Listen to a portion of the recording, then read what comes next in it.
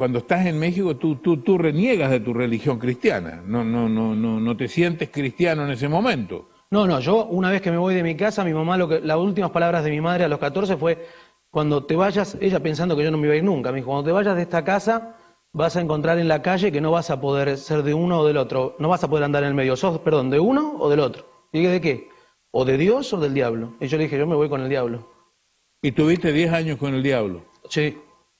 Renegando de tu religión. Sí, porque, don Francisco, usted tiene que entender que en el mundo cristiano, o los creyentes, que entienden del poder de Dios, también conocen del poder del enemigo. Y yo quería utilizar, si bien yo había nacido en un lugar cristiano y entendía ese poder, quería manipularlo a mi favor. Y hay algo que cambia tu vida, hay algo que es un quiebre total. Total, un antes y un después. Llegamos a la Ciudad de México para un evento importante de rock que auspiciaba un canal de música muy famoso y bueno, yo salgo a comprar unos instrumentos y bueno, y somos secuestrados, somos abordados por un grupo así comando. Y tú eras exitoso artísticamente. Artísticamente nos estaba yendo, era como que estaba llegando mi momento. Por eso, digamos, era la impresión mía. Digo, ¿por qué? ¿Por qué ahora, no? Porque era mi momento, era mi oportunidad. Después de haber tantos shows. Me están secuestrando con engaños, porque primero me dijo que era un vendedor de instrumentos, muy bien vestido el muchacho. Y yo creo en él, lo sigo. ¿Esto fue en México? En México. Y nos dirigimos hacia una zona donde, bueno, finalmente me terminan secuestrando a mí y a toda la banda. Digamos, salen 5 hombres más y bueno, nos rodean armados. ¿Y qué pasa ahí? De ahí nos llevan a Tepito. Y ahí empieza el verdadero rock and roll, porque ahí yo dije, bueno, acá no salgo más, acá me matan. Y empiezan a hablar, querer negociar con la compañía discográfica por plata, y van pasando las horas y yo voy viendo que esto se termina. Y ahí, recién ahí, es donde yo me acuerdo de mi mamá, de su fe, de sus oraciones. En un momento te ponen una pistola en la cabeza. ¿Qué pasa en ese momento? Bueno, él ya no puede negociar más y me apunta. Yo estoy todo tatuado, entonces él se sentía todo el tiempo como que físicamente yo lo agredía. No sé por qué, pero no había conexión con él. El resto de la banda no los provocaba tanto, pero a mí es como que el castigo era todo el tiempo conmigo. Entonces me apunta a la cara y me dice, ¿crees en Dios? Y yo digo, pero adentro mío pensé, ¿por qué a mí? Porque no le pregunta a todo el resto de mis músicos que son ateos, ¿por qué a mí? Yo que escondí todo mi pasado, nadie sabía que yo había nacido en un hogar cristiano, y encima yo era el más salvaje de todos dentro del ambiente del rock. Y entonces no sabía qué responder y de adentro del estómago me sale decirle sí.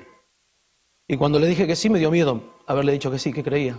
Y me tapé la cara y dije, bueno, acá me voy.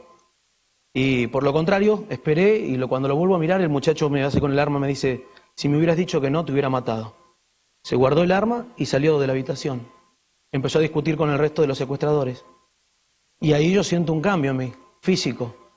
Empecé del frío y del terror que sentía, empecé a sentir un calor y no entendía y dije, Dios está acá conmigo.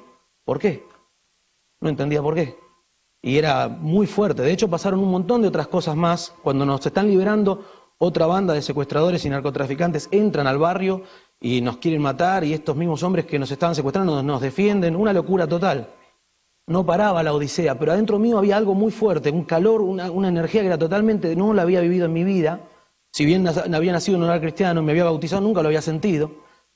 Y empecé a recordar todo eso. Pero la pregunta era, ¿por qué a mí? Si yo hice todo mal y me gustó, ¿por qué a mí? Porque hay gente que hace las cosas malas y dice, no, yo hacía cosas malas y ahora me siento mal. No, a mí me gustaba, yo hacía cosas malas y me gustaba. O sea, lo que supuestamente para la religión y para la fe eran malas, a mí me gustaba. Entonces yo le decía eso a Dios. Mientras corría por esos pasillos le decía, ¿por qué a mí? Entonces, bueno, más tarde nos liberan, logramos llegar al hotel, ahí estaba la gente, la policía, la gente de la embajada, y nadie se atemorizaron, así que nadie nos dijo nada, entramos, llegamos a la suite, y yo me arrodillo en el baño y le digo a Dios, ¿por qué? ¿Por qué a mí? Y entra mi manager y me dice, mira, tenemos que bajar, hay que hacer la denuncia, la gente de la policía, le digo, no voy a hacer ninguna denuncia. Me dice, mira, acá hay 25 shows, no sé cómo te vas a arreglar. Y fue la primera vez, don Francisco, que empiezo a hacer otro Pablo. Y le respondí, bueno, mira, Dios se va a encargar de esos juicios. Ellos empezaron a reír de mí, bueno, ahí nos separamos como banda. ¿Volviste a tu casa de Argentina? Me tomo un avión y cuando llego están los periodistas en Argentina, pero bueno, yo les pido por favor que no me interesa hacer una nota de ese estilo. empiezo a caminar por el aeropuerto de Ezeiza, que es enorme, lleno de gente, una multitud de gente, y en esto veo, en la puerta la veo a mi mamá. Y cuando la veo a mi mamá, yo dije, ¿qué hace esta mujer acá? Me la dejé. Los últimos gritos de mi mamá en mi casa fueron,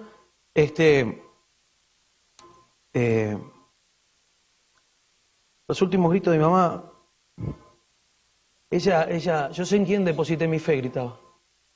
Y yo la escuchaba de media cuadra, más o menos. Y yo dentro mío estaba orgulloso de irme.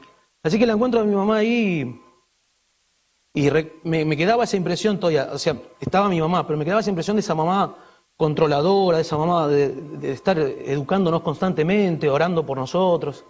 Se dedicó a nosotros, a mí y a mi hermana. Entonces, cuando la veo, no me salió a decirle, te quiero, mamá, ¿qué haces? ¿Cómo andás? No. Me salió a decirle, ¿por qué a mí? Lo que me venía preguntando hacía horas atrás del secuestro. Y ella me abraza y me dice, porque yo oré por vos por más de 15 años y Dios hoy a la noche respondió mi oración.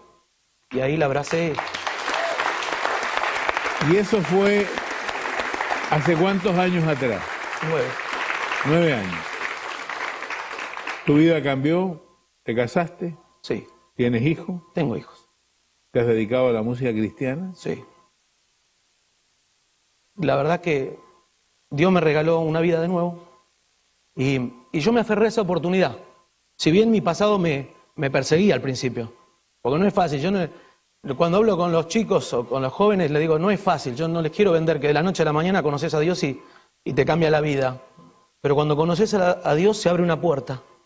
Y cuando vos empezás a caminar hacia esa luz, son esos pasos tuyos que vos vas dando, Él te va acompañando y ahí empieza a cambiar.